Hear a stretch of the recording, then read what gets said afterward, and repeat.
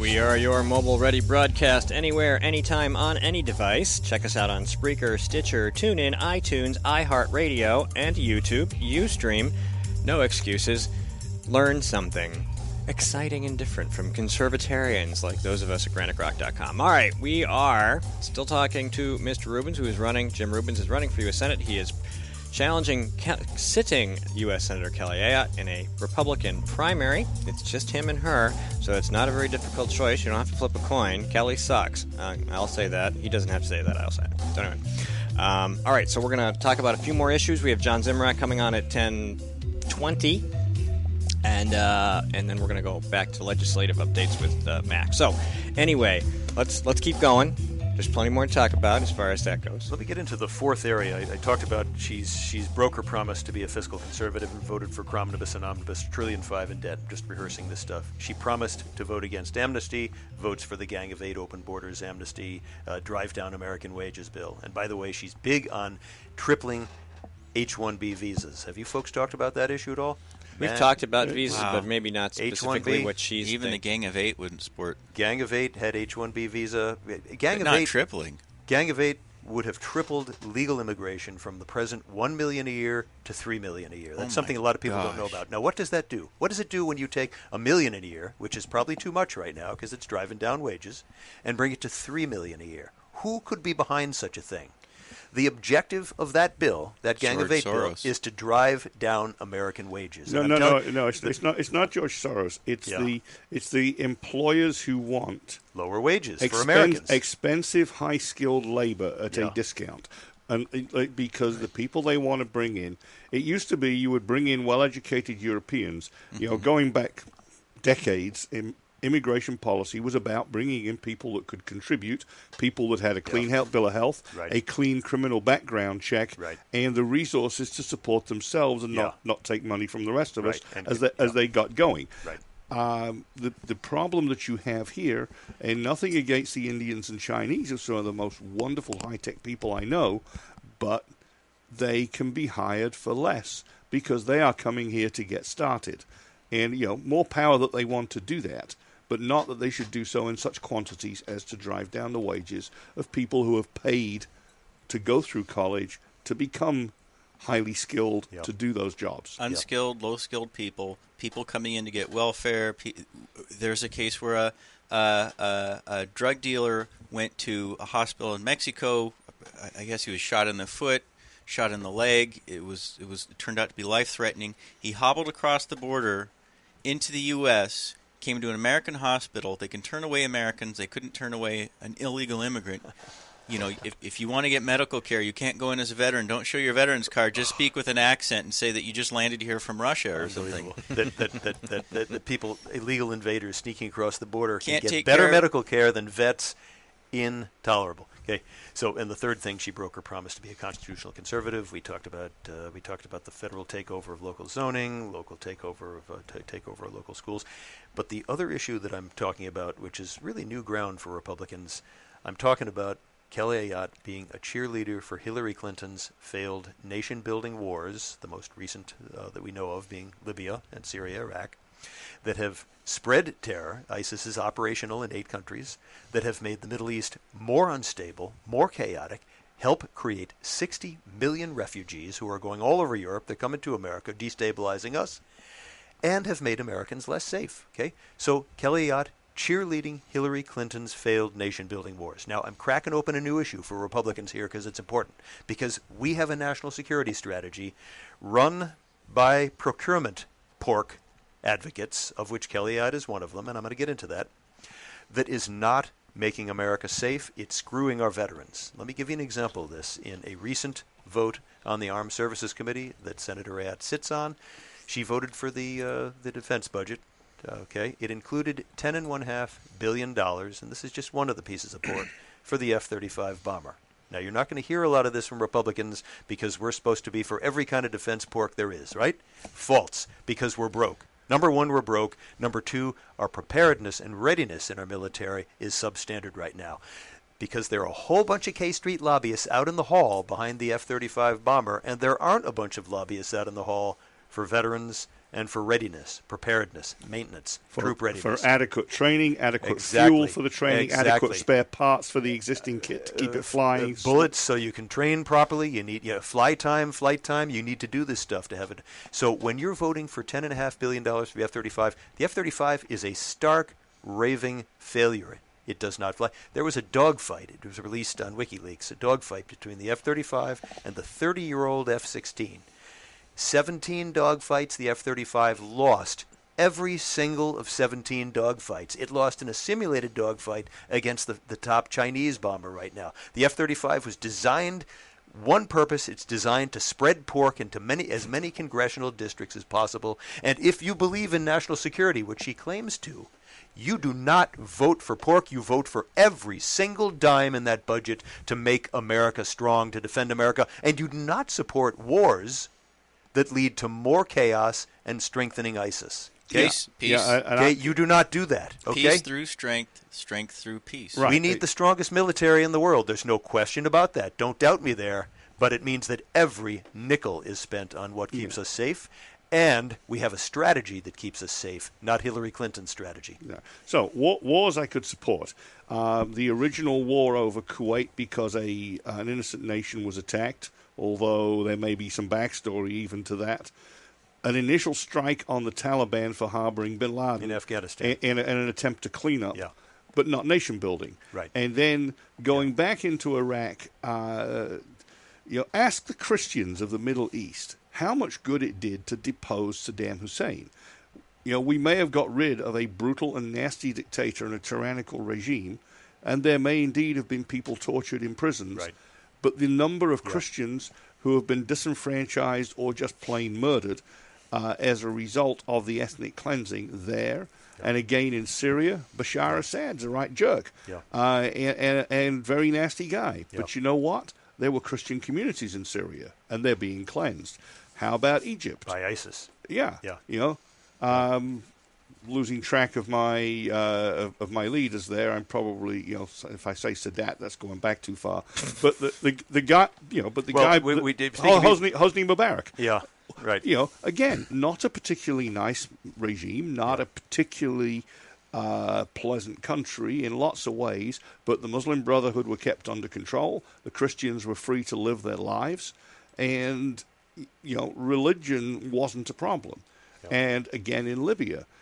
Sure, Gaddafi was a nasty guy, but you know what? We'd given him a good scare. He was in the box. He was not threatening the United States of America. We'd already given him a awful person, no question about it. Yeah. Tyrant, murderer, blood on his hands, but he was not threatening the United States of America or our people. So, nor was he threatening his neighbors. And this is the thing that's important here. Our military leaders, and I have this documented on my website, jimrubens.com, our military leaders were clearly warning Hillary Clinton and Kelly Ayotte, do not get rid of Gaddafi because it will lead to to a failed state. It will lead to terrorists taking over. They predicted exactly what would happen. Ditto with Kelly Ayotte and Hillary Clinton's drumbeating to get involved in the most recent intervention in Syria and Iraq. Our military leaders, and I've documented this on my website, our military leaders warned that if you do this, you will lead to the formation of a caliphate. An uncanny prediction by our Pentagon leaders against what Hillary Clinton and Kelly Ayotte did here. So, bad guys, clearly, but it's worse. Their interventions have made things worse, not better. And Americans are less safe, not more safe. And this is something we got to debate. Yeah. Ancient history, civilization began in the Fertile Crescent. Now what we have is a crescent of nations fertile for the caliphate, which is a much worse situation to be. So I'm with you. Peace through strength, absolutely the sharpest and best weapons, but not the pork weapons. Right. And a very carefully calibrated role over where we are in the world. Right. We need to be out there, absolutely, because there are shipping lanes and everything else. Yes. But we don't need to be fighting everywhere. Yeah. So one more thing I'd point out, we do need to keep us safe from ISIS. And the first thing that I recommend, and this is in my 14-point, we've got a lot of 14-point plans to replace Obamacare, balance the budget, I've got a million of them, but there's one on how to keep America safe. The first thing we need to do is defund ISIS. How do you do that? you tell our so-called allies in Pakistan, and this is the Taliban, you tell our allies, so-called ally in Saudi Arabia, the world's leading funder of terror ideology is Saudi Arabia. We now know that Saudi Arabia the government of Saudi Arabia funded most of the terrorists who killed almost 3,000 Americans on 9/11. We know this now, okay? The redacted document. And you tell the wannabe tell Saudi Arabia, if you're going to be our ally, stop funding terror ideology. Stop funding the madrasas over the world that train people of Islamic faith that they need to hate the West and hate America. Number 2, Turkey, NATO member, so-called ally. They keep an open border the north of Syria, southern Turkey. Of course, they want to kill the Kurds. We know that Turkey wants to kill the Kurds because they're worried about that. But they are Erdogan's son. He's the ruler of Turkey. Is the person who runs the pipeline through which the black market, by which ISIS gets a lot of its money for oil, human trafficking, and antiquities trafficking. It goes through Erdogan's son. We've got to tell Turkey, our so-called ally, stop funding terrorism. Okay, you begin by starving them. Right, and we're not doing that. And note that Obama's armed forces deliberately are told to lay off the oil convoys which are going from ISIS into Turkey. So Russia bombs the trucks, Russia, okay. This is where I'm with Trump. Okay, I endorsed Trump back in February, love it or hate it, I did.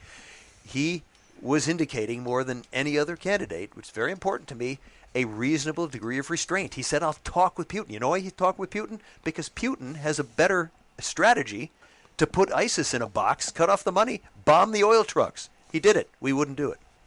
Yeah, I'm not saying they're our enemy. Russia is good. We got problems with Russia, but we're talking about the complexity of the world. There are other means other than direct warfare. These neocons are angling to get into It's a lot cheaper for us war. if Russia does that. Yeah. Plus, we have Russia and the United States have some common interest. Their dictator has a common interest in keeping his corporate cronyism. He's got his Swiss bank accounts. We know that. Okay. So he has an interest in keeping that game going. And he has his Muslim problems as well. He's got the same Muslim problems we've got. So there are some. So we use diplomacy, we use economic leverage, we use cultural forces. There are tools that America has short of shooting war with Russia to keep us safe, and so that's why we need restraint. And I call it. We need to go shooting with Putin, not at Putin. Yeah. The vast majority of Muslims that I've found in America are peaceful people. They get along with everyone. The last few times I've been in the Middle East, it's the same thing. The vast majority of people there are just business owners, workers. They don't like the terrorists. They don't even view them as Muslims. They just view them as terrorists. They live in a Muslim country. Most of these Middle Eastern countries and some North African countries, almost everyone is Muslim. They don't view them as Islamic radicals. They just view them as murderers, psychopaths. Yeah. The word Muslim doesn't even come into it. It's just they're surrounded by other Muslims, and here are a few psychos and murderers and people who just want to blow up civilians and harm people. Dick Marcinko, I think, put it best. He said that terrorism is too good of a word for him. It glorifies them too much. He says they're just cowards. They're just murderers who hide behind a cause. Some of them hide behind religion. Some of them hide behind an attack on the great Satan, or attack on Israel, or attack on Israel's allies. But really, they're just psychopaths. They're just cowards who like to hurt civilians. Right. So. Like the Democrat Party. Yeah. So exactly. All those violent protests outside of Trump events funded by, left-wing I like to say sometimes, when I was in Manchester, there were all these nice old ladies who thought that the Democratic Party was still the party of Harry Truman and John F. Kennedy, and they talked about the whole history of it. And yet we see up close that the Democrat Party's slowly been hijacked by this cartel of opportunists, lawyers, bureaucrats, the good old boy network, the modern left, not the old left. And the modern left doesn't seem to care much if people are thrown out on the street. They don't seem to care if they tax people to death. They don't care I don't know who said it. Called them the neocoms for communists. Neocoms. Oh, the neocom for communists? Yeah, it's the like new communists. It's like communists. It's like communism without any concern for the proletariat. Yeah, pretty much. Yeah, I get that. So anyway, so Jim, let's get so we've covered some of the deficiencies of Your opponent. Of your opponent. What would I do? That's a good question. On how she has failed to hew to the Republican platform. Right. Her own on how the promises, Republican Party, especially the neocon wing, has failed to hew to Washingtonian and Jeffersonian diplomacy, and instead have become the nation-building experts, which they're not doing very well at. They've failed at every one of these nation-building wars. They've lost every one of them. So clearly the budget is a problem. Clearly the cronyism is a problem. And most of us, libertarian-leaning, think that the less Washington does, the better. So what would you do differently in Washington? What would you vote for or propose, and what would you work against? There are so many issues. I'll start with just a few of them. Let's get rid of the Department of Education, block grant the money back to the states and schools. We can start there just by getting rid of this excess dead weight that has not improved education. $74 billion a year for nothing. Well, we've got a whole set of relationships, so we're going to block grant the money back to the states and the localities. You can't. We got special education and stuff like that. Item 1. Item 2, the power of the purse. This is a very, very big one. Okay, remember when in 2014 we were told, elect Republicans, give us the U.S. Senate, we're going to become Republicans again? The first thing they do is they haul up the white flag at the top, says we're going to vote for all of Obama's budgets. And that's what they did. They voted for Obama's budgets, omnibus and omnibus. They did actually have a budget. One, I think. Well, these are the December 2014 and December 2015 votes that Kelly Ayotte voted for with the Democrats. $1.5 trillion additional debt. It's called the power of the purse. The Constitution gives Congress the sole authority to determine budgets. And you know what you do? You raise your hand and you vote no. And you, like the Republicans did when they had spine back in the 90s, they forced Clinton and the Democrats and the rhinos, if you want to call them that, to the bargaining table, and they wound up with 4 years of balanced budgets, a growing economy, and the world did not come to an end. Yeah, there were some brief government shutdowns, right? And what good came out of it? Balanced budgets, growth. So you got to use the power of the purse and bring these folks to the bargaining table. That's item 2 that I do. How do you stop what is clearly unconstitutional spending by the executive branch? Power of the purse. I'm not even going to say just Obama. A lot of these departments are basically on autopilot, and they take the money anyway and spend it anyway, as if there's no shut-off valve in Congress anymore. Another thing I would do, I'd take this vast fourth branch of government, the regulatory state, which is now crushing small business. We have more businesses dying than being born in America. This is one of the reasons our all the jobs that we've recovered since the bottom of the Great Recession are part-time, transient jobs, lower wages.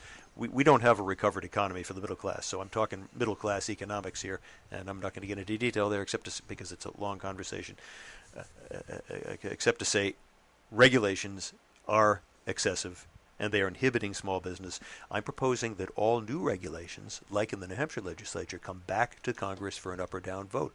And all existing regulations, every 15 years, sunset and go back to Congress, rewrite them, streamline them, get rid of stuff that's redundant, that doesn't protect human health and safety, up or down vote by Congress for every single regulation over a 15-year cycle. So that's one thing that we can do. I run into Democratic voters all the time who believe, they just keep hearing, well, the Democrats are promising more funding. And I say, well, you don't kill the goose that laid the golden egg. You don't kill off our small business community, our family-owned businesses. Right. Because they tax it. There are 1,000 people a day are moving from Democrat states to Republican states. And they're leaving because of the taxes, the corruption, urban sprawl, traffic congestion, roads and highways are falling apart, the crime's out of control, the revolving door prison system. The main reason is there are no jobs. And they're coming to Republican states because one of the things that we do is we create a healthier, more pro-business environment for small businesses. And if you have the lawyers, regulators, bureaucrats, judges, if you have all these state mandates and federal mandates coming down on them, if you kill off the small business community, where are the jobs going to come from? Where's the revenue going to come from? We have about 30 seconds. How do people reach you? 30 seconds. JimRubens.com. That's real easy. Running against an incumbent. She's got a wall of K Street money, K Street Kelly. JimRubens.com. Looking for volunteers. Small contributions are fantastic. We're all over the state. You can go to my website. You can see where I'm speaking. You can see me face-to-face. Ask questions. Any question on the table. I don't filter questions. JimRubens.com. Thank you, folks, for having me. Thank you, Jim. Thank you, Jim. Excuse me. Enjoy your weekend, sir. Yes, sir. Alrighty, we are going to call our next guest, John I haven't done that in a while. John Zimmerak from thestream.org. Stay tuned. We'll be right back. Rata.